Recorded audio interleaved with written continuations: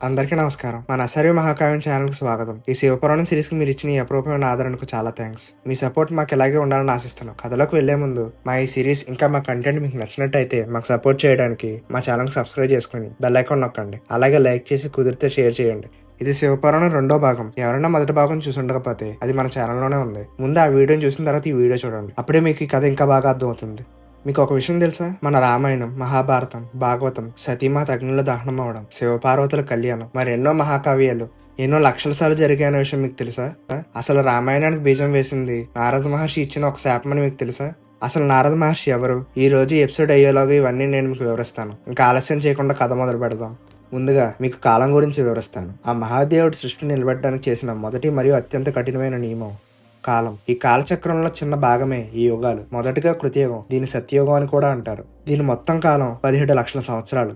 ధర్మం 100కి 100% ఉండే యుగం. తర్వాత త్రేతాయుగం, పూర్తి కాలం 13 లక్షల సంవత్సరాలు మాత్రమే. ధర్మం 75% మాత్రమే ఉంటుంది.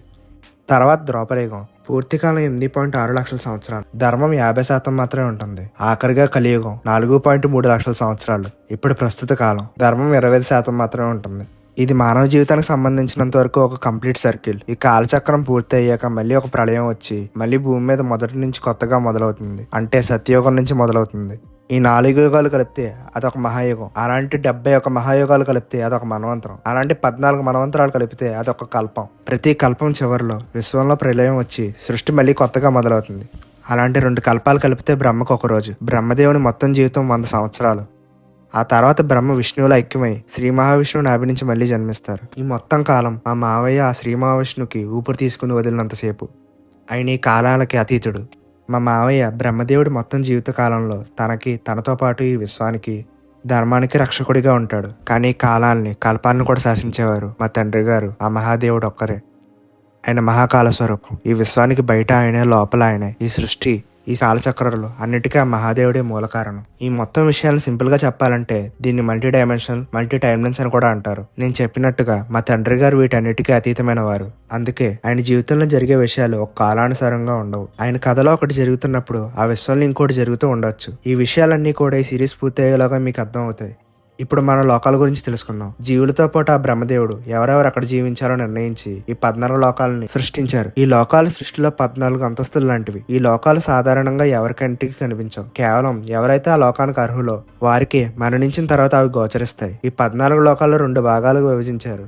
మొదటగా ఉదర్వలోకం, అంటే ఆ హెయిర్ వర్డ్స్ అని అర్థం. ఇవి 7 లోకాలు. ఇవి జ్ఞానం, భక్తి మరియు పవిత్రత ఆధారంగా ఉంటాయి. ఉదర్వలోకాలు, అందులో మొదటిది సత్యలోకం. దీన్ని బ్రహ్మలోకం అని కూడా అంటారు. ఇక్కడ బ్రహ్మ, సరస్వతీదేవి ఉంటారు. అలాగే వేద జ్ఞానం పొందినవారు, జీవాత్మ పరమాత్మ ఒకటే అని భావించేవారు మాత్రమే ఇక్కడ నివసిస్తారు. వీరు మోక్షానికి దగ్గరగా ఉంటారు. రెండవది తపోలోకం. ఇక్కడ కేవలం తీవ్రమైన తపస్సులు చేసే మహర్షులు, యోగులు మాత్రమే ఉంటారు. మూడోది జనలోకం. ఇది జ్ఞానం కలిగిన వారికి, కరుణ మరియు భక్తి నిండిన వారికి ఇచ్చే స్థానం. ఉదాహరణకి బ్రహ్మ మానస కుమారులు సనక, సనంద, సనత్ కుమార, సనత్ సుజాత వంటి వారు ఇక్కడే ఉంటారు. నాలుగవది మహర్లోకం. ఇక్కడ మహర్షులు, ఋషులు తమ శాశ్వత స్థానాన్ని పొందుతారు. ఐదవది స్వర్గం. ఇక్కడ ఇంద్రుడు, సూర్యుడు, చంద్రుడు, ఇతర దేవతలు మరియు అప్సరసులు ఉంటారు. ఇది పుణ్యం చేసుకున్న వారికి తాత్కాలిక బహుమతి. పుణ్యం అయిపోగానే మళ్ళీ కిందకి పంపబడతారు. మళ్ళీ భూమి మీద ప్రాణం పోసుకుంటారు. ఆరవది భూవర్లోకం. ఇక్కడ యక్షులు, గంధర్వులు ఉంటారు. ఉత్తర లోకంలో ఆఖరిది భూలోకం. ఇది మానవులు, జంతువులు వంటి జీవులు ఉండే లోకం. ఇది కర్మభూమి. జీవులు ఇక్కడ చేసిన కర్మ ఫలితాన్ని అనుసరించి పై లోకాలు చేరుకుంటారు. తర్వాత అధోలోకం, అంటే లోయర్ వరల్డ్స్ అని అర్థం. అందులో మొదటిది అతల. ఇక్కడ బల అనే మాయావి కుమారుడు ఈ లోకాన్ని పరిపాలిస్తుంటాడు. ఇది మాయలు, మంత్రాలు నిండిన లోకం. రెండవది వితల. ఇక్కడ భూతాలు, ప్రేతాలు ఉంటాయి. ఈ లోకాన్ని రుద్రుడు పరిపాలిస్తాడు. మూడవది సుతల. దీన్ని బలి చక్రవర్తి పరిపాలిస్తాడు. ఈయన మహావిష్ణు యొక్క గొప్ప భక్తుడు. నాలుగవది తతల. ఇక్కడ మాయా దానవులు ఉంటారు. ఈ లోకానికి మహాదేవుడు రక్షణగా ఉంటాడు. ఐదవది మహాతల. ఇక్కడ మనకు పురాణాల్లో చెప్పబడే నాగజాతి, అంటే సర్పాలన్నీ ఇక్కడే ఉంటాయి. ఆరవది రసతల లోకం. ఇక్కడ అసురులు తెగ ఉంటుంది. దానవులు కూడా ఉంటారు. వీరు ప్రధానంగా దేవతలకు శత్రువులు. చివరిగా పాతాళ లోకం. ఇది అధోలోకాలలో చివరిది. ఇక్కడ కూడా నాగజాతి ఉంటుంది. సింపుల్ గా చెప్పాలంటే ఈ 14 లోకాలు మీకు కనబడిన వేరే డైమెన్షన్ లో ఉంటాయి. ఎవరైతే ఆ లోకానికి అర్హులో వారికి మాత్రమే చనిపోయిన తర్వాత అవి కనిపిస్తాయి. ఆ లోకాలను వారు చేరుకుంటారు. ప్రతి యుగంలోని, ప్రతి కల్పంలోని రామాయణం, మహాభారతం, భాగవతం, సతీమాత దహనం అవడం, మా తల్లిదండ్రుల కళ్యాణం, మరెన్నో మహాకావ్యాలు మళ్ళీ మళ్ళీ జరుగుతాయి. ప్రతి కథ ఒకసారి ఒక విధంగా జరగదు. ఆ కాలం, ఆ కల్పాన్ని అనుగుణంగా ఆ విధంగా జరుగుతుంది. అందుకే మనకు రామాయణం ఒక వర్షంలో రావణుడు పూర్తి చెడ్డవాడు. ఇంకొక వర్షంలో రావణుడు రాముడి చేతిలో చనిపోతే మోక్షం అని శ్రీరాముడితో యుద్ధానికి దిగుతాడు. దేవతలు కోట్లాది సంవత్సరాలు జీవిస్తూ ఉంటారు. ఈ అనంత కాలంలో జరిగే ప్రతి సంఘటన, ప్రతి రహస్యాన్ని, ప్రతి అహంకారాన్ని, ప్రతి శాపాన్ని తెలుసుకునేది ఎవరు? ఆ దివ్య ప్రయాణికుడే నారద మహాముని. నారదముని బ్రహ్మదేవుడి మానసపుత్రుల్లో ఒకరు. ఆయన మా మావయ్య విష్ణుమూర్తికి ప్రథమ భక్తుడు. ఈయనకి ఏ లోకానికైనా ప్రయాణించే శక్తి ఉంది. అంతేకాదు కాలాన్ని సైతం దాటి ప్రయాణించగలరు. నారదమునికి పూర్వకల్పాల్లోనూ, అంటే బ్రహ్మ యొక్క జీవితంలో జరిగే ప్రతి కల్పంలోనూ జరిగిన అన్ని విషయాల గురించి తెలుసు. ఆ టైం లైన్ లో ఏం జరుగుతుందో కూడా తెలుసు. నారదముని తన మహతి వీణను వాయిస్తూ నారాయణ నారాయణ అని జపిస్తూ ఉంటారు. ఆయన ఉద్దేశం ఎప్పుడు ధర్మస్థాపనే. అందుకోసమే కొన్నిసార్లు ఆయన సమస్యలు సృష్టించే పని కూడా చేస్తుంటారు. కానీ ఈసారి నారదుడి యొక్క చిన్న గర్వం ఏకంగా జగన్నాథుడైన శ్రీ మహావిష్ణువుకి సమస్య తెచ్చిపెట్టింది.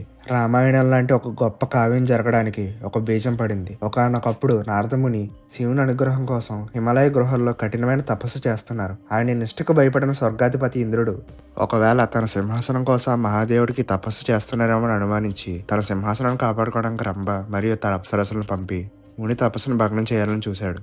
కానీ వారి నాట్యాలు, సంగీతాలు, మాయలు, మన్మథ బాణం ఏవి నారదుడి ఏకాగ్రతను చెడగొట్టలేకపోయి నారదుడి ఏకాగ్రత పోగొట్టుకోకుండా తపస్సు కొనసాగించాడు. ఇంద్రుడు కూడా నారదముని ఒక గొప్ప తపస్వి అని మెచ్చుకుని ఇంత కఠినమైన తపస్సు చేస్తున్న నారదముని కేవలం ఆ మహాదేవుని అనుగ్రహం కోసమే అని తెలుసుకుని తన సింహాసనానికి ఏ సమస్య రాదని భావించి వారు ఓటమిని అంగీకరించి వెళ్ళిపోయారు. మనోనేత్రంతో ఈ విషయాలన్నీ చూసిన నారద మహర్షి గర్వితుడయ్యాడు. ఈ విషయం అందరికీ తెలియాలని ముందుగా సత్యలోకంలో ఉన్న తన తండ్రి దగ్గరికి వెళ్లి ఇలా అన్నారు: పితృవర్య, ఆ మహాదేవుడికి సైతం తపోభంగం చేసిన ఆ మన్మధుడు నన్ను మాత్రం ఏమార్చలేకపోయాడు. ఇంకా ఎవరి మాయ నా దగ్గర పనిచేయదని గర్వంగా చెప్పాడు. ఇది విన్న బ్రహ్మదేవుడు నారదుడి గర్వాన్ని గుర్తించి, సరే పుత్ర, నీవు చాలా గొప్పవాడివే, కానీ ఈ విషయం ఎక్కడా చెప్పకు అని బ్రహ్మ చెప్పారు. కానీ ఇంకా గర్వితుడైన నారదముని ఈసారి మా తండ్రి గారి దగ్గరికే వెళ్ళి ఈ విషయం చెప్పారు. అప్పుడు మహాదేవుడు, వత్స, నీవు ధన్యుడివి, కానీ ఈ విషయం ఇంకెక్కడా చెప్పకు, హరిహాసపాత్రుడు అవుతావు. ఈ విషయం మన మధ్యనే ఉంచు, ముఖ్యంగా విష్ణువుకు తెలియనివ్వకు అని చెప్పారు. కానీ ఇదంతా విన నారదముని ఇంకా గర్వితుడై వైకుంఠానికి వెళ్ళి ఈ విషయాన్ని మా మావయ్యకి చెప్పి, ఇక నాపై మీ మాయ ప్రభావం చూపించదని చెప్పారు. మా మావయ్య నవ్వుతూ హేళనగా, ఓ నారద, అహంకారంలో జ్ఞానహీనుడు అయ్యావు. నీలో ఉన్న అహంకారాన్ని, గర్వాన్ని చూస్తే నాకు వేరే మాయ ప్రయోగించాల్సిన అవసరం ఏముంది? ఈ క్షణం నువ్వు నా ముందు నిలబడి ఉన్నావంటే అది నా మాయే. అవును నారద, నువ్వేమన్నా సామాన్యుడివో ఏంటి? నువ్వు సాక్షాత్తు బ్రహ్మ జ్ఞానం నుండి వచ్చావు కదా. సాధారణంగా లోకంలో భక్తి జ్ఞానం లేని వాళ్ళనే కదా కామక్రోధాలు పీడిస్తాయి. కానీ నువ్వు నిష్టగల బ్రహ్మచారివి, చిన్నప్పటి నుంచి ఎటువంటి వికారాలు లేనివాడివి. అసలు నీకు కామ వికారం ఉండదు కదా. నువ్వు దాన్ని జయించడం ఏంటి? జయించాల్సిన అవసరం కూడా నీకు లేదు.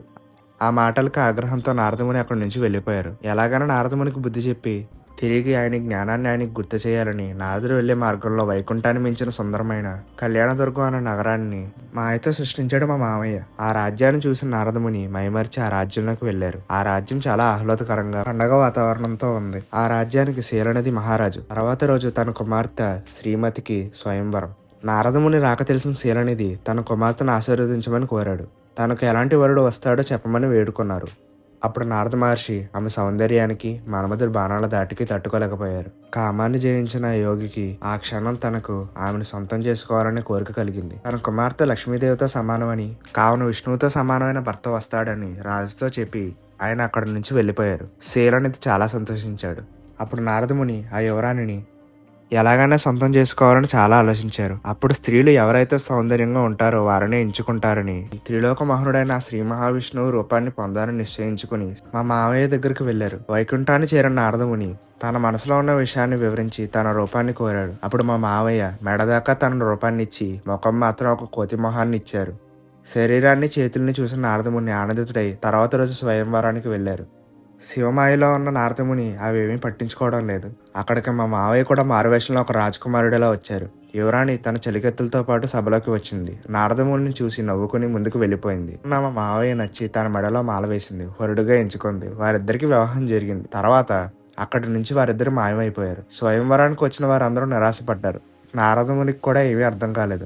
అప్పుడు జ్ఞాన విశారదులైన రుద్రానుచరులిద్దరూ మా నాన్నగారి ఆజ్ఞపై అక్కడికి వెళ్లారు. నారదమునిని అవహేళన చేశారు. అప్పుడు పక్కనే ఉన్న అద్దంలో ముఖం చూసుకున్న నారదమునికి విషయం అర్థమైంది. అప్పుడు అవహేళన చేస్తున్న వారిద్దరిని, బ్రాహ్మణుడైన నన్ను ఇంత హేళన చేస్తున్నారు కదా, మీరు కూడా బ్రాహ్మణుల్లా పుట్టి విష్ణువు చేతిలో మరణిస్తారు అని శపించారు. తర్వాత ఈ అంతటికి కారణమైన మా మావయ్య దగ్గరికి వచ్చి నారదుడు ఆవేశంగా, ఓ హరి, కపట నాటక సూత్రధారి, పరుల సంతోషాన్ని చూసి సహించే గుణం లేనివాడా, ఎలాగైతే నేను బాధపడ్డానో అలాగే నీవు కూడా మానవ జీవితాన్ని ఎత్తి స్త్రీ వ్యామోహంతోని వియోగంతోని బాధపడతావు. నువ్వు నాకు ఇచ్చి నీ కోతి మొహం కలవారే నీకు సహాయం చేస్తారు. ఆ జన్మలో నువ్వెవరో తెలియక కష్టాలు పడతావని శపించారు. విష్ణువు శాంతంగా ఆ శాపాన్ని స్వీకరించారు. ఆ క్షణం నారదుడిపై ఉన్న మాయ తొలగిపోయింది. తన మూర్ఖత్వాన్ని తను గ్రహించాడు. తాను చేసిన ఈ పాపానికి పశ్చాత్తాపంతో విలపించడం మొదలుపెట్టాడు. అప్పుడు శ్రీ మహావిష్ణువు కరుణతో, నారద, దుఃఖించకు, గతాన్ని మర్చిపో. జరిగినదంతా సర్వకాల పరిపాలుడైన ఆ శివుని చిత్తం. ఆయన ఆజ్ఞను ఎవరూ ఉల్లంఘించలేరు. నీవు మహాదేవుని శరణ కోరడం ద్వారా నువ్వు చేసిన ఈ పాపాన్ని తొలగించుకోగలవు. నా ప్రియమైన నారద, నువ్వు సర్వదా శివుని యశస్సుని గానం చేయి. శివక్షేత్రాలను సందర్శించు. ఆయన ఆశీర్వాదమే నీ పాపాలను క్షమిస్తుంది. నారదముని అదేవిధంగా శైవక్షేత్రాన్ని సందర్శిస్తూ కాశీని చేరుకున్నారు. ఆయన కాశీలో ఉండగా ఆయన శపించిన రుద్రానుచరులు వచ్చారు. వారిని క్షమించమని కోరారు. అప్పుడు నారదముని, నేను కూడా ఆవేశంలో చాలా పెద్ద తప్పు చేశాను. నేను ఇచ్చిన శాపాన్ని తిరిగి తీసుకోలేను, కానీ మీరు బ్రాహ్మణులుగా జన్మించి రాక్షసరాజులై ధర్మస్థాపనకే శ్రీ మహావిష్ణువు చేతిలో మరణిస్తారు. తిరిగి కైలాసాన్ని చేరుకుంటారని నారదముని శాప విమోచనం చెప్పారు. తర్వాత నారదముని కాశీతో సహా అన్ని శైవక్షేత్రాలను సందర్శించారు. మహాదేవుని కథను జ్ఞానం చేస్తూ శివుని అనుగ్రహాన్ని తిరిగి పొందారు. చూసారా, ఒక చిన్న అహంకారం మరియు ఒక శాపం మొత్తం రామాయణం అనే చరిత్రకు ఎలా పునాది వేశాయో. ఈ కాలచక్రం ఇప్పుడు వేరే యుగం వైపు తిరుగుతుంది.